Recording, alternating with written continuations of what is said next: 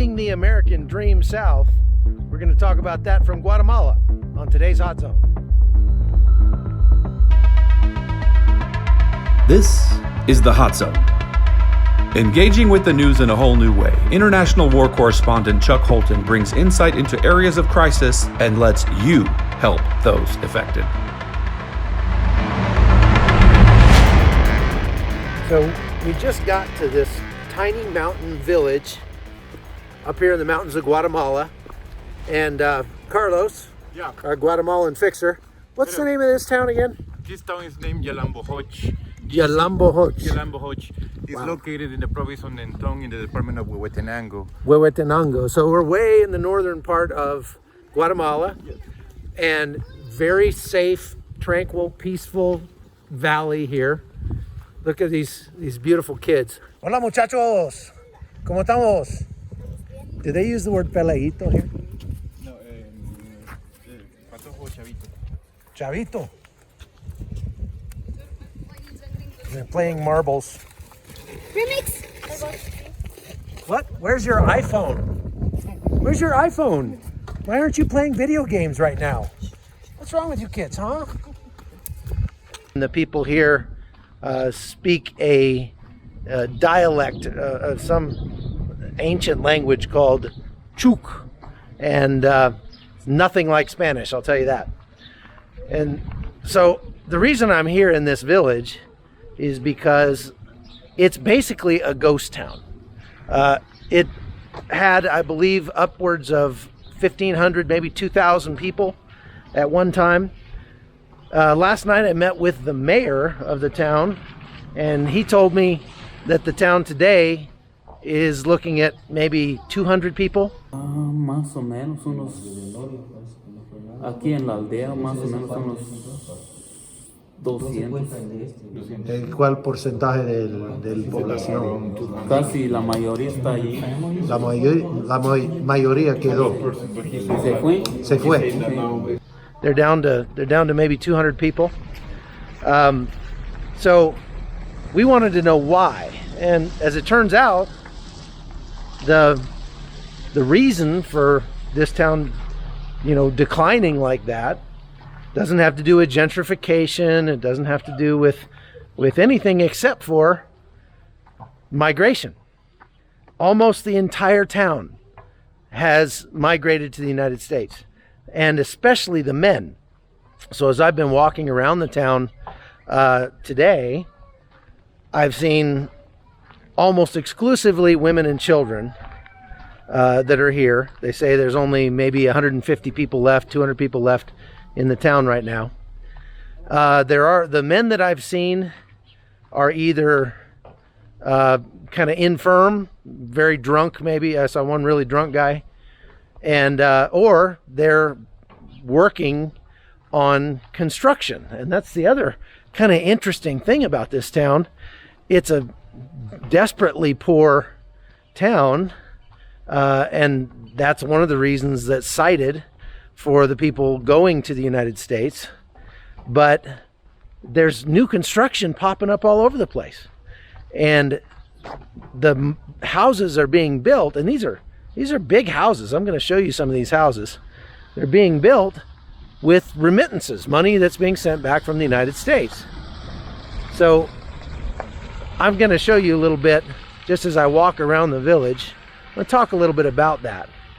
Right now, I want you to hear a little bit from my friend that I'm here with, Todd Bensman, talking about what's going on in this village. Sure. Well, what all of us know from the media repeatedly, especially over the last couple of years, is that the reason that Guatemalans and other Central Americans are leaving their homes and going to the United States is because they're under dire threat from gangs and criminal elements and violence and government persecution and those sorts of things. And so, we must feel sympathy for them because, they have to live and they want to come to the United States. This is an indigenous Mayan village. Most of the people have lived here for generation after generation. Typically, they live in huts that are made out of mud. Often it's lumber, concrete floors in some of the places, dirt in others. These are very primitive dwellings and not modern. There are very few modern conveniences attached to them. But what's happening now is that people are building these, fantastic, beautiful, modern houses with tile, concrete, electricity, window flourishes, brass, that sort of thing, and indoor plumbing. And that has spurred an immigration to the United States so that they also can have a home like their neighbors. What we found here is almost zero crime. Nobody gets hurt. There's no gang problem. Nobody can possibly argue that there is a threat to life and limb in this town. First of all, it's too geographically remote. Second of all, they do community policing here and wrap up any kind of problem pretty quickly. So it's a very peaceful place. The people who die here die of old age in bed. So you can't argue that people are fleeing this place. But what you can say is that people are leaving this place to keep up with the Joneses, with their houses, with their housing. And we have been told that repeatedly by the people who are actually building the houses. So there are 3 churches in this village. This one's the Catholic Church. And obviously attendance is way down because there's nobody here. Like I said, it's almost surreal walking around this town because it is inhabited, but it should have several thousand people in it. And there's just very few people. There's a drunk guy down there stumbling down the road. It's like I've been here for 12 hours and I feel like I know everybody in town already. This is the main square. Hey, there's a couple more buddies. Hola, ¿cómo estás? Mira, ¿qué tiene? Caña real. Hecho en México. Hecho en México, que es licor de caña. Sí. Oh, ¿fuerte? Domínguez, Chiapas. Está fuerte. Ah, sí. Oh, wow. ¿Pero dulce o no? No. Hecho de azúcar, pero... Es algo dulce. ¿Es algo dulce? ¿Quieres Oh. probar? No, porque muy temprano. En la tarde, sí. En la tarde. Anyway, this is the...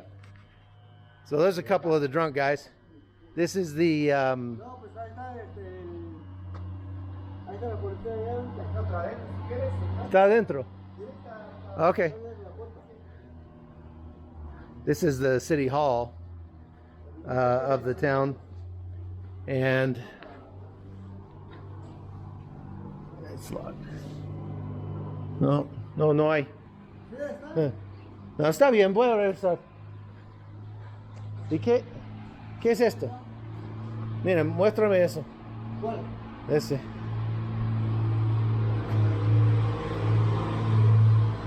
Ese es para... ¿Así? Ah, sí, son cuernos de ganados. ¿Por qué? Hola. ¿Por qué hay? Es para llamar que si no estaba uno de autoridad por acá. Ajá. Uno tiene Oh, que para estar aquí, llamar a uno. Para llamarlo si hay alguien que iría aquí en la auxiliatura. So these cow horns are for calling somebody to this building if there's nobody around. This is one of the mayors. ¿Usted es alcalde? Yo soy primer policía. Primer policía. Okay, so he's like the neighborhood watch captain. Mucho gusto. Sí, gracias. So that guy's like the neighborhood watch captain. And I've already met all 3 of those people in the last 12 hours. Like I said, I feel like I know everybody in town already. It's very foggy here. We're up pretty high. It was super cold here last night and just kind of rainy this morning. But this is really interesting just walking around this town. And kind of, there's empty houses everywhere. Some of them have fencing like this right here all the way around the house, just kind of boarded up. But most of them have at least like a family member or somebody that's watching them, taking care of them, right? So here's some of the construction that we're seeing right now. It's a big house, huh? There's Todd and Carlos are up there interviewing the guy that's building the house. Now look at this house. I mean, this house right here is probably 3,000 square feet. And this house over here is probably 2,500 square feet. This is one family that's building these things. He said that this 2,500 square foot house is going to cost about $37,000 to build. And of course, they're doing the family itself is doing virtually everything. They're doing all the labor. It's not like they're hiring that out to somebody. But he said they've been working on this house for a couple of months, and every time they finish one floor, they have to let it sit for a while so it'll dry. Here's a little girl. She's working. ¿Tú estás trabajando? She's working here. She's roasting coffee. Mucho humo. Lots of smoke.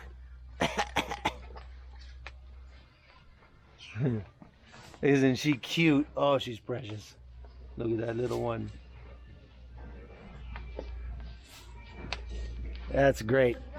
So there's a lot of coffee in this area, and I'm going to take a picture of this little girl. She's too cute not to. This is the town jail behind me.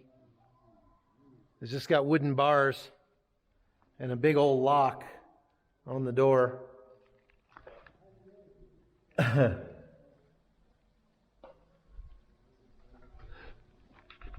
Well, I guess every town's got to have one of those. There's a big old picnic table right here, and looks like a public water spigot.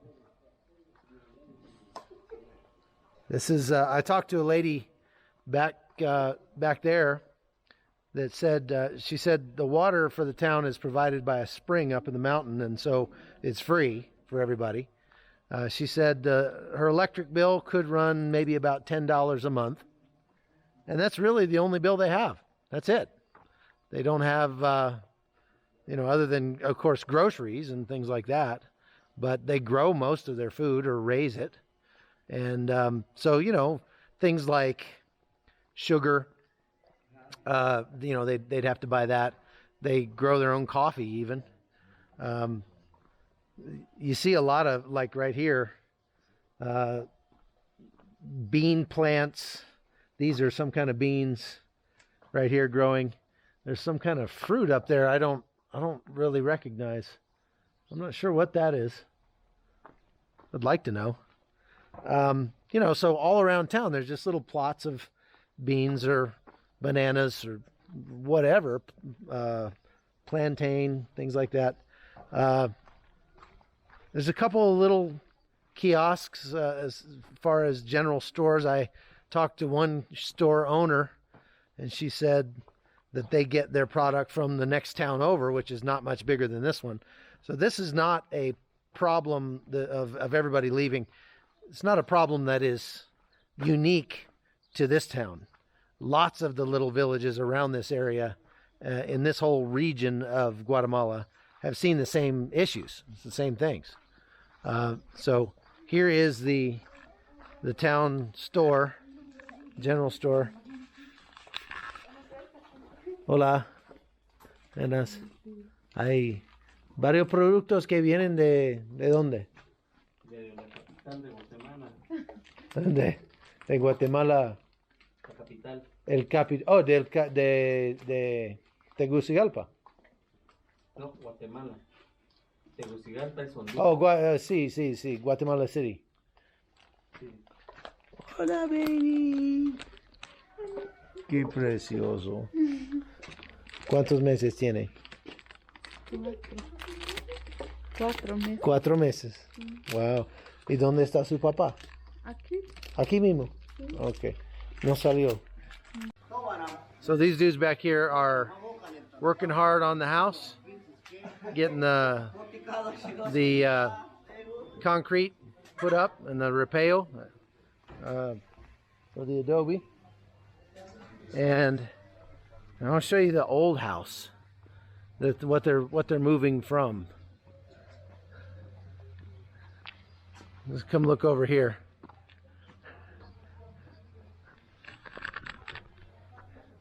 So this is the old house. And of course, you build anything out of wood down here, and it's going to have problems over time because of the bugs and the humidity.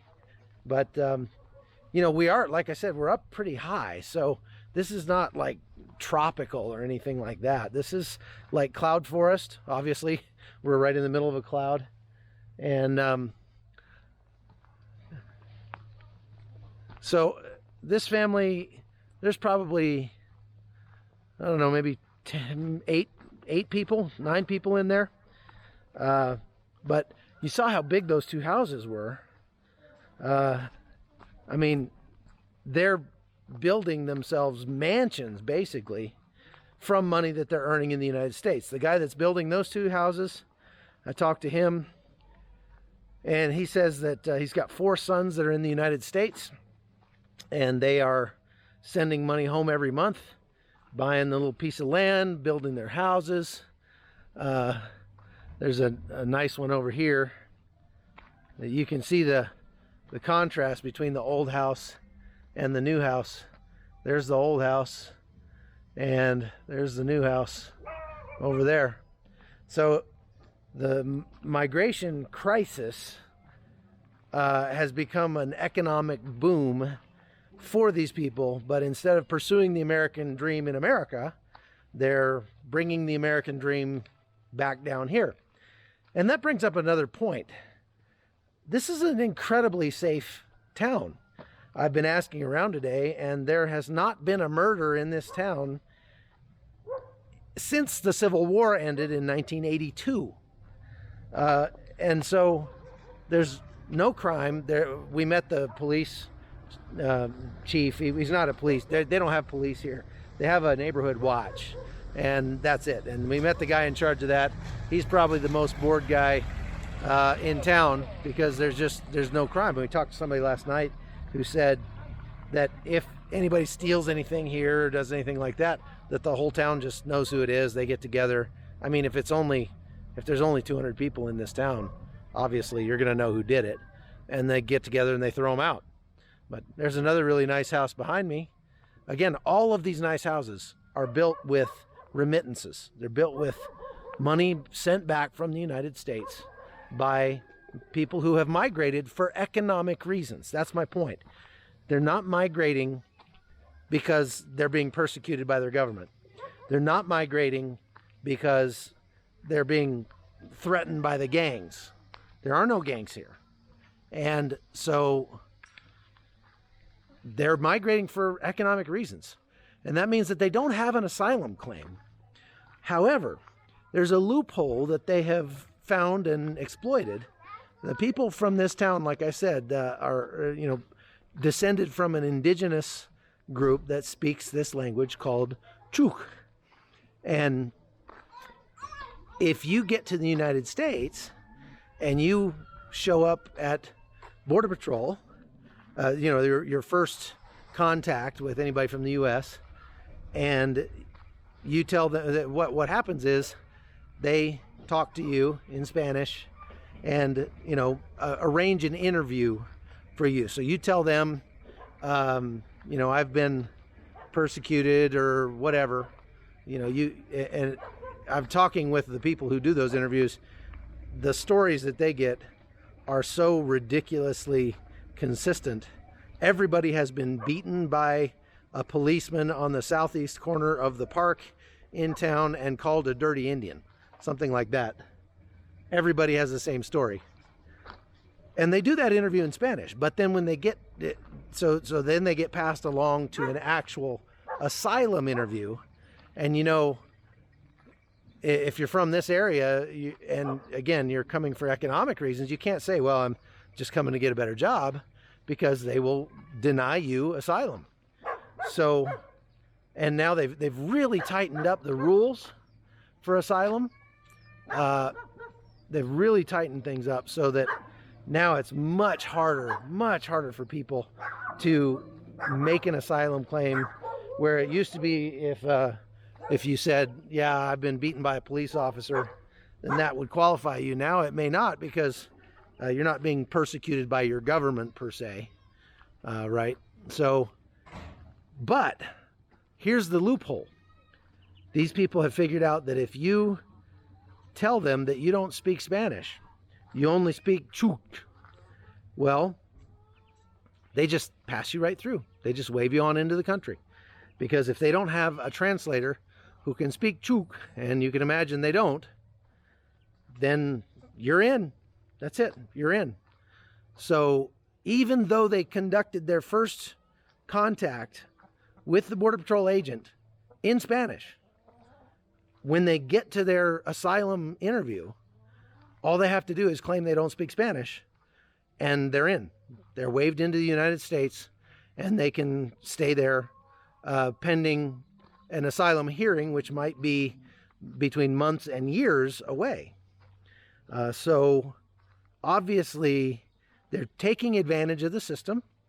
And look, despite the fact that these people lived here in this village and were poor, and you feel for poor people, you want to help poor people, but despite that, there's a term for what they're doing. It's called fraud. So let's review.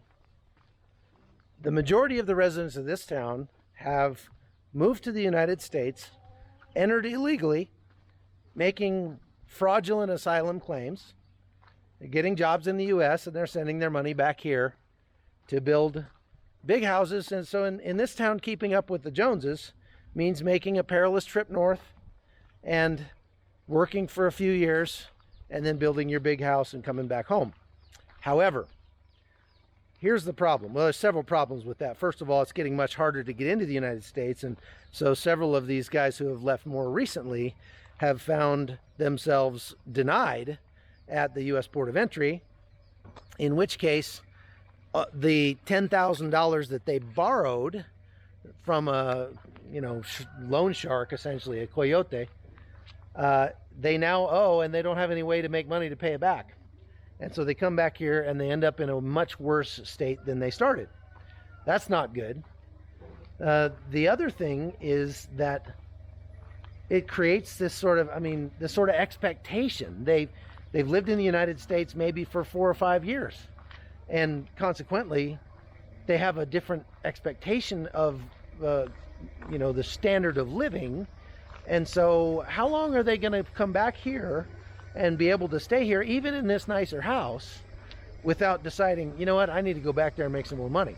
And I say that because I already talked to one guy today who said exactly that. He was in the United States. He ended up staying for 12 years and then came back here to care for his ailing mother. But he said, boy, as soon as I can, I'm gonna get back to the United States, because I can just, I can have a better life. And in their case, a better life means I can make more money. Because think about it. Is it a better life in the United States? Here in this village, there's literally no crime. There's no taxes. You pay no taxes. You have very little in the way of bills. I mean, there's no insurance. There's no, water bill. You might have a $6 or $8 a month light bill. The kids are happy running around, playing in the street. I have not seen a kid on a smartphone yet since we've been here. Yesterday, I saw some young boys playing marbles in the street. Do you know how long it's been since I've seen anybody play marbles in the United States? I used to play marbles when I was a kid in elementary school, but kids don't play marbles anymore. They play with smartphones. And so that's what I'm talking about. Like, is it really a better life to go to the United States, pay taxes, face the crime, all the complications of American life, or are they being sold a lie? And that's really what it comes down to. So we're going to talk more about it this week. Thanks for watching The Hot Zone. I'm Chuck Holton. We'll talk to you later.